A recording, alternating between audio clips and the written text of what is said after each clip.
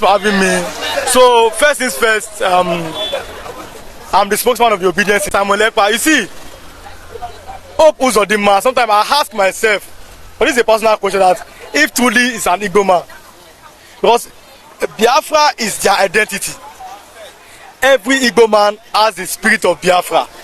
The same way as I'm talking, I have the spirit of Oduduwa in me.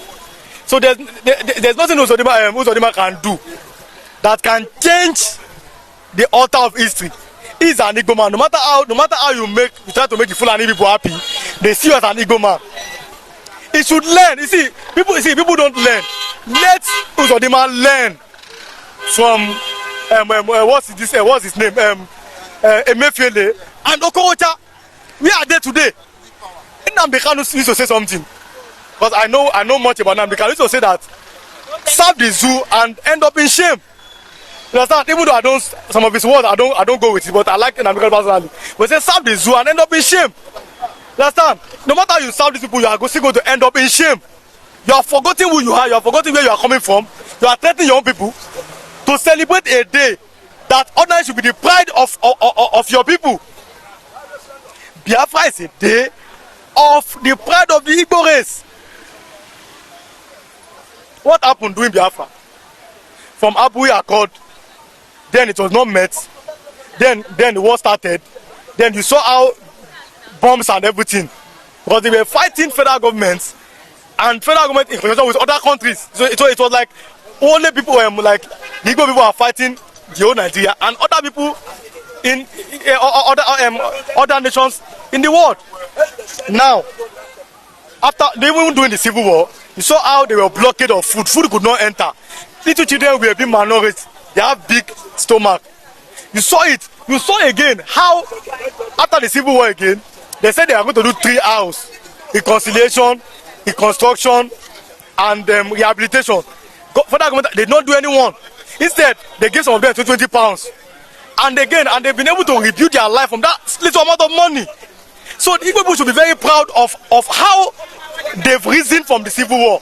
It's like when Jesus said that the Jete stone has now become the chief cornerstone. Right? Jesus said it, that this Jete stone has now become the chief cornerstone, right in our own eyes. You understand? So the Igbo people that are supposed to be the beggars in the streets are now having businesses, and they are celebrating their day. You as a governor, celebrate with them. You are not saying, you are not threatening them not to come to work. But a day will come, you no longer be the governor. You are a governor today. You are Okorocha today. A Emefiele that served this is in jail. This is a lesson to Umahi too. You are destroying Igbo people business now. Umahi, you are happy. They are your people. One day you will leave your office. When you are in office, you have to remember that one day, a day will come, I will no longer be here. Your brother is in detention. Mas Nnamdikanu, he did not throw bombs, he did not do anything. Even Shoika said it. Nnamdikanu did not kill anybody, he did not throw any bombs. The people that threw bombs, the Boko Haram, they are walking free. The people that are the killers in this nation, they are walking free. But your own brother is in detention, not saying anything. That's why I was telling people, I said, when Nnamdikanu spoke in the court that day, and when I called my best friend is an Igbo person, he said this, it is not Cant that was speaking.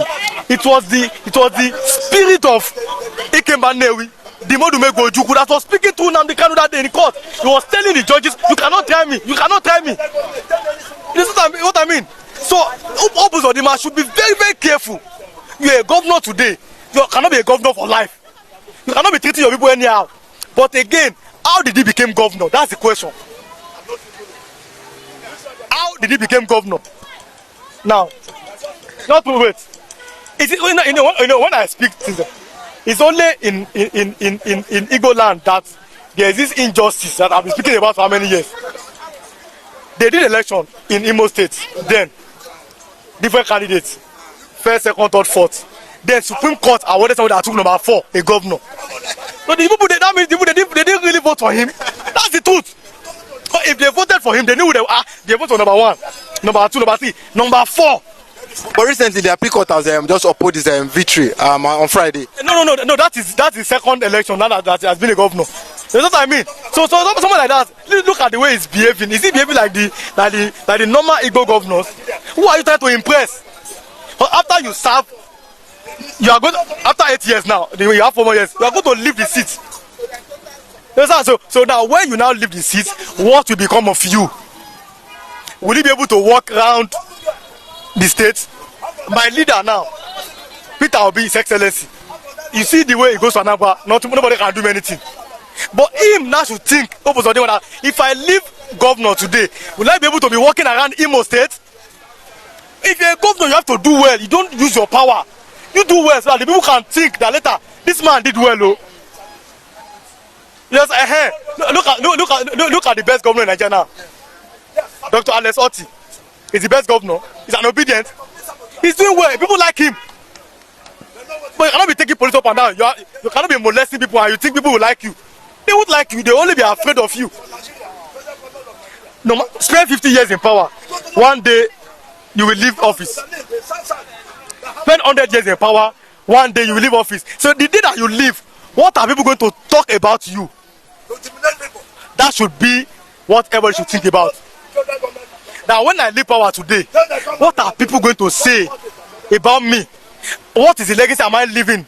Am I able to walk around in my state without security? Can I move freely? That is the thing. But you become governor today, you are using powers and marching on people. I just you see, I pity. But where is Ocha today? Is the question. Where is it today? They have used him. You are an igbo man. You kept building schools in the north. Okay, where is it today? Did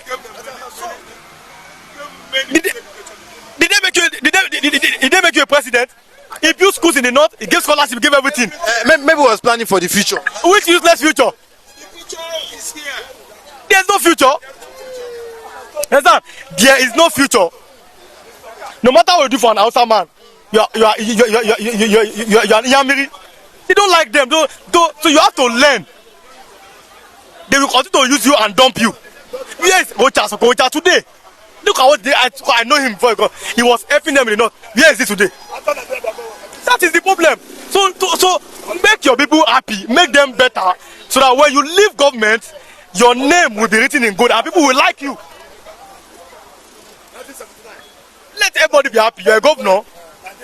As long as you do well to the people, Biafra is that day. Biafra is the identity of every Igbo man, whether I like it or not. All you do is my identity tomorrow. Understand? And like I said, it cannot be defeated. Nobody can stop the sun from shining. No human being can stop Biafra.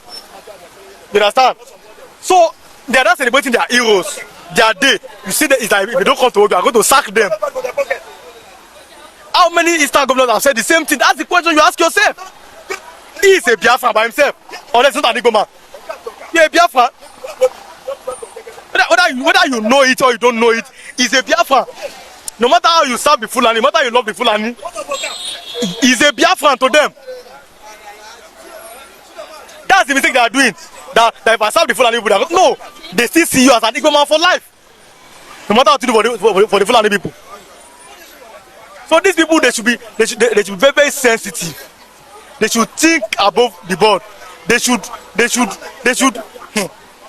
They don't know how the outside man sees them. There was a day, even funny enough, an Igbo man and a Calabar man, they were fighting.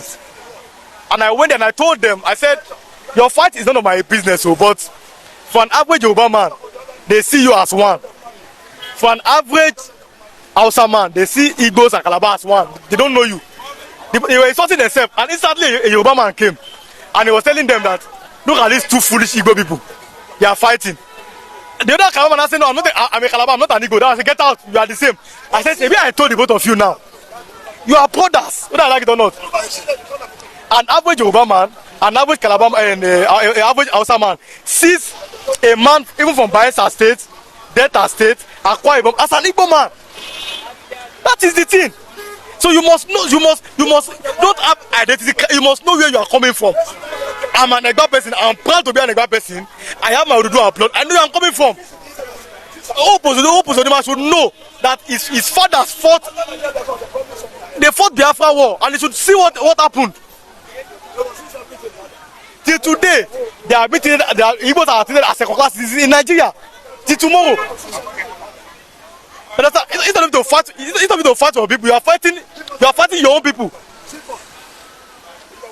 So that is the situation that we find ourselves now in the states in Nigeria.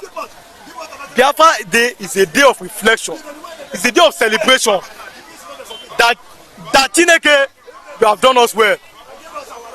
After everything that we have faced, that I've been saying that ordinarily in Nigeria, the Igbos will be the beggars in Nigeria on the streets. Yes, the way they are treated, but God has blessed them. So they should celebrate. They should celebrate their liberation. Because Yakubu God said, "There is no victor, there is no vanquish." But there is a victor and there is a vanquish. But today God is blessing them. That means they should celebrate. But you as a governor from Igbo man say no. If you don't come, I will sack you. Hey, sack all of them now. Sack them so I can bring your brothers to come and be working there. This is the truth. Sack all of them as a governor. Sack everybody and go and put your brothers in office. You can't sack people that are celebrating their victory. People that they are already on the brink of disaster. That God has now blessed them. So what is the problem with the man? You are a governor of a state.